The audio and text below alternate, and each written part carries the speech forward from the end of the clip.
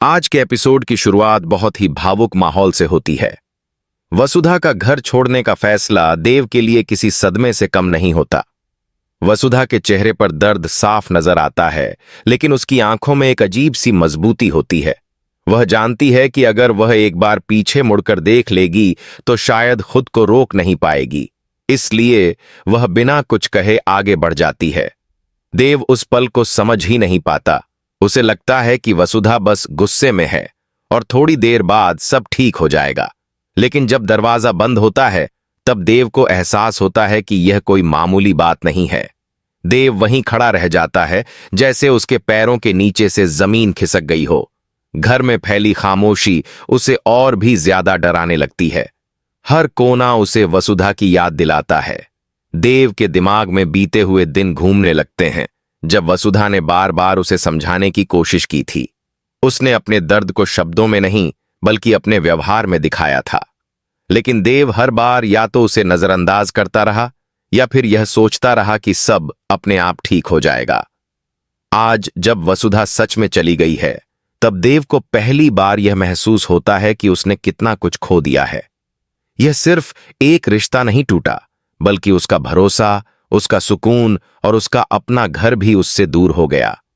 देव खुद से सवाल करता है कि क्या वह समय रहते कुछ कर सकता था। यह एहसास कहानी को एक ऐसे मोड़ पर ले आता है जहां से आगे का रास्ता और भी ज्यादा दर्द भरा नजर आता है। वसुधा के जाने के बाद देव पूरी तरह अकेला पड़ जाता है। वह खुद को संभालने की कोशिश करता है, लेकिन उसके अंदर का दर्द अब काबू में नहीं रहता। वह बैठकर अपनी ही सोच में डूब जाता है। उसे अपनी हर गलती साफ दिखाई देने लगती है। उसे याद आता है कि कैसे वसुधा ने हर बार रिश्ते को बचाने की कोशिश की, लेकिन उसने अपने गुस्से और जिद को ज्यादा अहमियत दी। अब जब वसुधा उसके साथ नहीं है, तब उसे समझ आता है कि प्यार को हल्के में लेना कितनी बड़ी भूल थी। देव की आंखों से आंसू बहने लगते हैं। वह खुद से बात करता है, जैसे वसुधा अभी भी उसे सुन रही हो। वह माफी मांगता है, लेकिन जानता है कि अब यह माफी बहुत देर से आई है। यह एहसास उसे अंदर से तोड़ देता है। पहली बार देव इतना कमजोर महसूस करता है। उसे लगता है कि उसके जीवन का मकसद ही कहीं खो गया है। बिना वसुधा के हर चीज अधूरी लगती है। इसी टूटन के बीच देव के मन में कई सवाल उठते हैं। क्या अब भी सब ठीक हो सकता है? क्या वह अपनी गलतियों को सुधार पाएगा, या फिर वसुधा का यह जाना हमेशा के लिए दोनों के बीच एक दूरी बन जाएगा? कहानी यहीं पर एक नया सवाल छोड़ जाती है और आने वाले एपिसोड्स के लिए उत्सुकता बढ़ा देती है। देव और वसुधा की जिंदगी अब किस दिशा में जाएगी, यह देखना दर्शकों के लिए और भी ज्यादा दिलचस्प हो जाता है।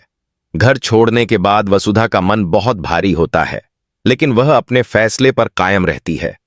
उसके दिल में दर्द जरूर है, लेकिन उसके साथ साथ एक सुकून भी है कि उसने अपने आत्मसम्मान के लिए यह कदम उठाया। रास्ते भर उसके दिमाग में पुरानी यादें घूमती रहती हैं। देव के साथ बिताए हुए पल, हंसी, भरोसा और फिर धीरे धीरे बढ़ती दूरियां, सब कुछ उसकी आंखों के सामने आ जाता है।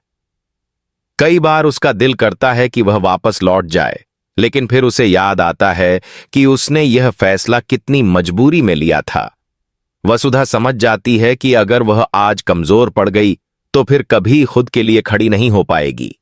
वसुधा खुद से वादा करती है कि अब वह अपनी जिंदगी अपने तरीके से जिएगी। वह यह सोचती है कि प्यार में बार बार खुद को तोड़ना सही नहीं है। उसने देव को बहुत मौके दिए, बहुत बार समझाया, लेकिन हर बार उसे नजरअंदाज किया गया। अब वह खुद को संभालने और आगे बढ़ने का फैसला करती है। यह फैसला उसके लिए आसान नहीं है, लेकिन जरूरी जरूर है। वसुधा को लगता है कि कभी कभी दूर जाना ही सबसे सही रास्ता होता है, ताकि इंसान खुद को पहचान सके। इधर देव की हालत भी धीरे धीरे बदलने लगती है। वसुधा की गैर मौजूदगी उसे हर पल यह याद दिलाती है कि उसने क्या खो दिया है। लेकिन अब कहानी सिर्फ पछतावे तक सीमित नहीं रहती। देव के मन में एक नई लड़ाई शुरू होती है। वह सोचता है कि क्या वह सच में बदल सकता है या नहीं।